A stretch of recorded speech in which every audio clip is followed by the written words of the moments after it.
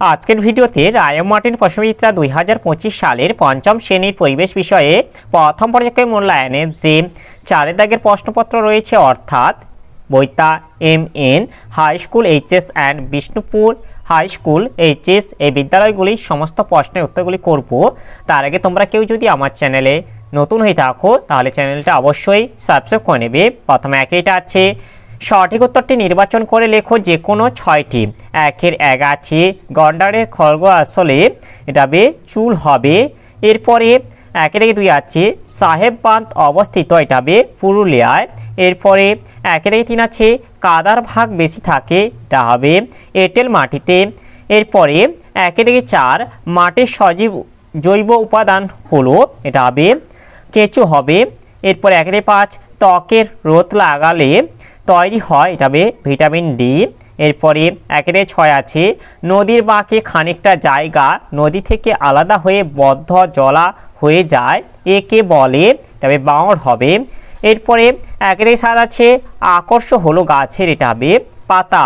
এরপর 2-এর আছে শূন্যস্থান পূরণ করো যে কোনো 5টি। 2-এর 1 আছে নখের রং ফ্যাকাশে হয়ে যাওয়া, এটা হবে রক্তাল্পতার লক্ষণ। এরপরে 2-এর 2 আছে কাঁধ থেকে কনুই পর্যন্ত হাড়কে, এটা হবে হিউমেরাস বলে। 2-এর 3 এটা হবে যক্ষা রোগ প্রতিরোধে শিশুদের ডট চিকিৎসা করা হয়। 2-এর 4 এটা হবে ট্যাংরা হবে, মাছের আঁশ নেই। 2-এর 5 পটাশিয়াম পারম্যাঙ্গানেট দূষিত জিনিস তাড়াতাড়ি ভেঙে বিশুদ্ধ করে। এরপর 2-এর 6 হাড়গুলি অস্থিসন্ধিতে লাগানো থাকে, এটা হবে লিগামেন্ট দিয়ে। এরপর 3-এর আছে নিচের প্রশ্নগুলির একটি বাক্যে উত্তর দাও যে কোনো 3টি। 3-এর 1 আছে টেথোস্কোপ কি? এর উত্তরটি হলো ডাক্তারবাবুদের ব্যবহৃত একটি যন্ত্র হলো টেথোস্কোপ। এই যন্ত্রের সাহায্যে ডাক্তারবাবুরা বুকের মধ্যে থাকা হৃৎপিণ্ডের ধুকপুক শব্দ শোনেন। এরপরে 3-এর 2 আছে নখে নোংরা জমে থাকলে কি হতে পারে? এর উত্তরটি হলো, এর উত্তরটা তোমরা এখান থেকে বলে দেবে যে নখের যত্ন না নিলে বা নখ অপরিষ্কার রাখলে নখের গোড়ায় নোংরা জমবে, সেখানে জীবাণু বাসা বাঁধবে এবং পেকে গিয়ে পুঁজ হবে, ফলে প্রচণ্ড ব্যথা হবে ও যন্ত্রণা করবে। এই অবস্থাকে নখকুনি বলে। এছাড়া নোংরা নখযুক্ত হাত দিয়ে খাবার খেলে জীবাণু দেহে প্রবেশ করবে এবং বিভিন্ন রোগ সৃষ্টি করবে। এরপরে 3-এর 3 আছে হাওড়ার জলাভূমিটির নাম কি? হাওড়ার জলাভূমিটির নাম হলো সাঁতরাগাছির ঝিল। এরপর 3-এর 4 পা নেই এমন 2টি প্রাণীর নাম লেখো। পা নেই এমন 2টি প্রাণীর নাম হলো সাপ, কেঁচো। এরপরে 4-এর আছে নিচের প্রশ্নগুলির উত্তর দাও যে কোনো 3টি। 4-এর 1 আছে মাটির নিচের জল যথেচ্ছ ব্যবহার করলে কি হবে? এর উত্তরটি হলো মাটির নিচের জল যথেচ্ছ ব্যবহার করলে 1 পরে টিউবওয়েলে আর পানীয় জল উঠবে না, অর্থাৎ পানীয় জলের সংকট দেখা দেবে। 2 মাটির নিচের জলস্তর অনেক নিচে নেমে যাবে, ফলে টিউবওয়েল দিয়ে জল উঠবে না।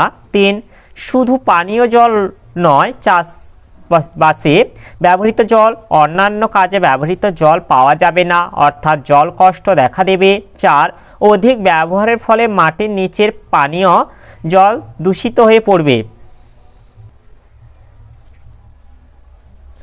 এরপরে 4-এর 2 আছে ত্বকে মেলানিনের কাজ কি? ভিটামিন ডি এর কাজ লেখো। এর উত্তরগুলি হলো মেলানিনের কাজ মানুষের চামড়ায় থাকা মেলানিন সূর্যের অতিবেগুনি রশ্মি শুষে নিয়ে ক্যান্সার হওয়া আটকায়। এর পরের প্রশ্নটি হলো ভিটামিন ডি এর কাজ হলো রিকেট রোগ প্রতিরোধ করে। এরপরে 4-এর 3 আছে রক্তের কাজ কি? এর উত্তরটি হলো 1 সারা শরীরে অক্সিজেন ও প্রয়োজনীয় পুষ্টি পদার্থ পৌঁছে দেয় রক্ত। 2 দেহে কোনো ক্ষতস্থানে জীবাণু ধ্বংস করার জন্যই সেই স্থানে রক্ত পৌঁছে যায়। 3 কলাকোষ থেকে কার্বন ডাই অক্সাইড ও অন্যান্য দূষিত পদার্থ রক্তের মাধ্যমে অপসারিত হয়ে নির্দিষ্ট অঙ্গে পৌঁছে যায়। এরপরে 4-এর 4 আছে শকুনের সংখ্যা হঠাৎ খুব কমে যাওয়ার কারণ কি? এর উত্তরটি হলো শকুনের সংখ্যা হঠাৎ খুব কমে যাওয়ার কারণ 1. বাসস্থান ধ্বংস। শকুন সাধারণত বড় প্রচুর ডালপালাযুক্ত ঝাঁকড়া গাছে বাসা বাঁধে। এই ধরনের গাছের সংখ্যা ধীরে ধীরে কমে যাওয়ায় শকুনদের বাসস্থান হারিয়ে যাচ্ছে ও তাদের সংখ্যা কমছে। 2. ওষুধযুক্ত খাদ্য গ্রহণ। গরুদের দেহে ব্যথানাশক ওষুধ প্রয়োগ করা হয়। এই ওষুধে থাকা রাসায়নিক পদার্থ গরুর মাংসপেশিতে থেকে যায়। মরা গরু মাংস খেয়ে এই রাসায়নিক পদার্থ শকুনদের বৃক্কের কাজ নষ্ট করে দেয়, ফলে শকুনরা মারা যায়। এরপরে 4 থেকে 5 আছে মাটির নিচের পানীয় জল কোন কোন কাজে ব্যবহারের ফলে নষ্ট হচ্ছে? এর উত্তরটি হলো মাটির নিচের পানীয় জল চাষের কাজে, শিল্প কারখানার বিভিন্ন কাজে ব্যবহারের ফলে বেশি নষ্ট হয়।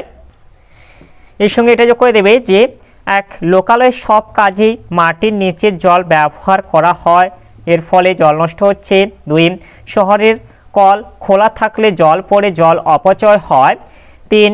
গ্রামের মাটির নিচের জল তুলে ধান চাষ করা হয়, এমনকি অনেক ক্ষেত্রে মিনি ডিপ টিউবওয়েল বসিয়ে মানুষ ইচ্ছে মতো চাষের জল তুলে তা অপচয় করে।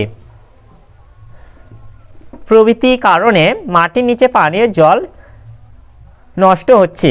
এরপরে 4 থেকে 6 যেটা আছে ত্বকের নিচের স্তর কখন গরম হতে পারে না? এর উত্তরটি হলো, তোমরা এখান থেকে উত্তরটা বলে দেবে যে যখন চামড়ায় ফোসকা পড়ে যায় তখন চামড়ার ওপরের স্তরটা গরমে মরে যায়, তখন নিচের স্তরটা থেকে জল বেরিয়ে আসে। 2টি স্তরের মাঝে সেই জলীয় তরল জমা হয়, তার ফলে জায়গাটা ফুলে ওঠে, এভাবে ফোসকা পড়ে। সঙ্গে সঙ্গে সেই জায়গায় ঠান্ডা জল দেওয়া হলে নিচের স্তরটা গরম হতে পারে না। তাহলে আজকের ভিডিওতে আমরা পঞ্চম শ্রেণী পরিবেশ বিষয়ের যে 4 দাগে বইতা MN high school HS and Bishnupur high school HS এই বিদ্যালয়গুলি সমস্ত প্রশ্নের উত্তরগুলি শেষ করলাম। এবং তোমরা কেউ যদি আমার চ্যানেলটা এখনও সাবস্ক্রাইব করে রাখোনি তাহলে চ্যানেলটা অবশ্যই সাবস্ক্রাইব করে দেবে এবং ভিডিওটি ভালো লাগলে ভিডিওটিকে অবশ্যই লাইক, কমেন্ট ও শেয়ার করে দেবে।